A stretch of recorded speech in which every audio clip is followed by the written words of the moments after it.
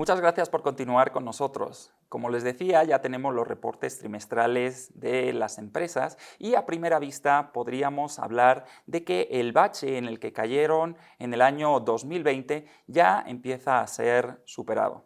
Sin embargo, seguimos estando en una situación extremadamente complicada en la tercera ola de la pandemia por COVID-19, esta vez debido a la variante Delta, y aunque el gobierno ha anunciado que en esta ocasión no habrá cierre de actividades, es un momento que sin duda plantea de nuevo retos.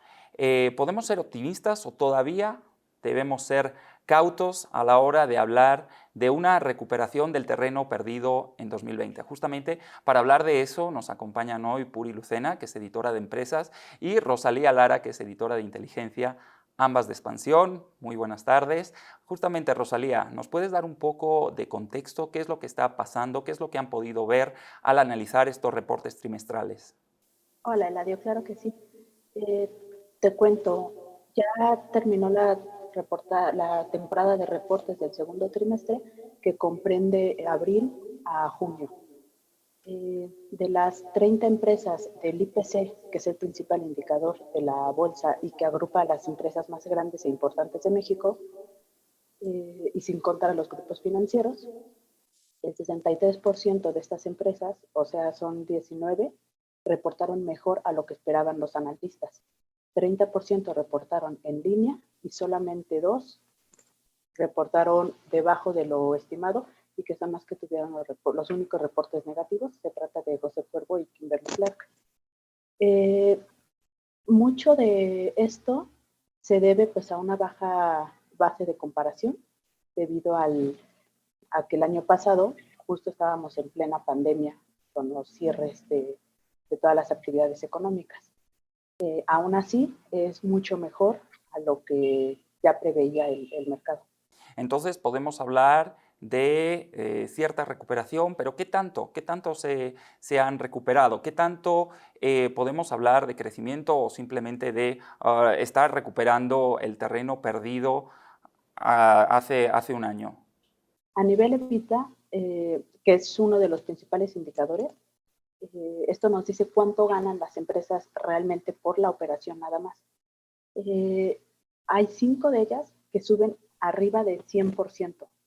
O sea, no estamos hablando únicamente de una recuperación debido al tema de la pandemia, sino que también es una recuperación que ya se nota en las operaciones, que ya se nota más a profundidad dentro de las empresas. Entonces, creo que se ve bastante positivo el panorama. Ahorita habrá que esperar los siguientes resultados. Puri, ¿son principalmente factores externos los que han permitido estos resultados o podemos destacar también algunos factores internos en las empresas? Es un poco mixto, Eladio. Por una parte, por supuesto, está pues todo el contexto en el que estamos viviendo ahora, a pesar de que estamos en esta tercera ola de COVID. Lo cierto es que estos anuncios de que ya no va a haber nuevas restricciones, de que no se va a volver atrás en lo que ya se ha avanzado en materia o en cuanto a apertura económica, eso ha tranquilizado por una parte a las empresas y también a los consumidores que están consumiendo más, que están yendo más a las tiendas. Esa parte externa, desde luego, que está influyendo muchísimo. Y también las empresas han sabido adaptarse en un gran porcentaje a las circunstancias que están viviendo ahora, ¿no? Todos sabemos cómo se han movido hacia el e-commerce, pero también cómo han lanzado nuevos tipos de productos, cómo han apostado, por ejemplo, algunas empresas de consumo, pienso, por ejemplo, en Bimbo o en Lala, cómo han lanzado, han visto qué tipo de presentación incluso es la que se estaba vendiendo ahora más al cambiar los hábitos de consumo, de consumir más en casa a consumir menos en la calle, y cómo han ido potenciando también ese tipo de formatos. O sea, creo que sí ha sido un tema mixto, tanto de factores externos, de cómo ha ido evolucionando la pandemia, pero también de cómo se han ido adaptando las empresas a estas nuevas circunstancias que están teniendo. Comentabas antes qué tanto es recuperación respecto a 2020. Y un dato muy importante también que creo que merece la pena resaltar es que muchas empresas ya están teniendo crecimientos por encima del año prepandemia, del 2019. Lo vemos, por ejemplo, en algunas tiendas departamentales. Liverpool, por ejemplo, ya está por encima, más de 9% por encima en ventas del segundo trimestre de 2019, y eso ya nos habla justamente de hacia dónde se puede mover el mercado. Evidentemente esto viene también mucho de la gente no compró el año pasado, está comprando ahora, hemos vuelto a salir a la calle, volvemos a comprar cierto tipo de productos que el año pasado no estábamos comprando, pero lo cierto es que a nivel general se está viendo que hay un crecimiento que en algunos casos aún no llega a los niveles de 2019, pero que ya se empieza a acercar. Y en algunos otros casos ya lo rebasa. Ujú.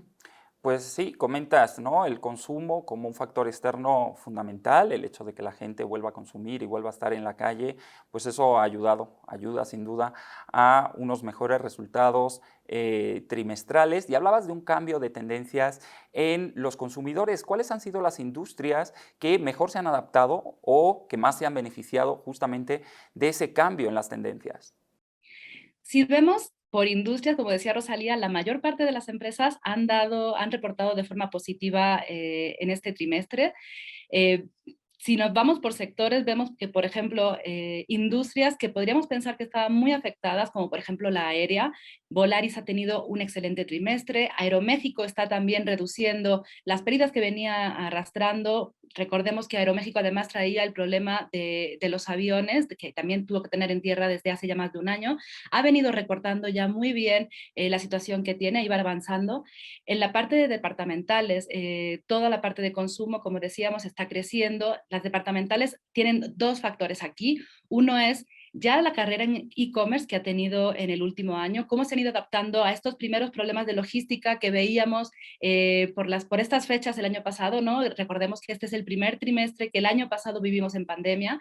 Entonces ya esos problemas que tuvieron en cuanto a adaptarse a esta nueva circunstancia ya se han solucionado, y si no se han solucionado del todo, están muy próximos a solucionarse o con muchos avances, y ahora están cosechando por un lado esta parte del e-commerce, pero también la apertura económica y el mayor flujo en las tiendas. Si bien todavía el aforo no está al 100%, ya sabemos que todavía por medidas sanitarias no podemos llegar a esa situación, pero sí es cierto que ya este incremento en el flujo de las tiendas se está notando, y eso está haciendo también que incremente las ganancias, ¿no?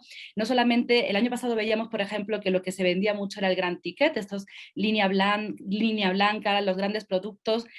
Eso sigue, pero ya estamos viendo también cómo otro tipo de productos, como ropa y calzado, también se empieza a comercializar. Si nos vamos, por ejemplo, en la parte de supermercados de autoservicio, que el año pasado fueron los grandes ganadores por estas fechas, justamente por las compras de pánico, se ha estabilizado mucho los crecimientos. Ya no vemos estos crecimientos de doble dígito, de 20% en ganancias que estábamos viendo, en ventas, perdón, que estábamos viendo el año pasado.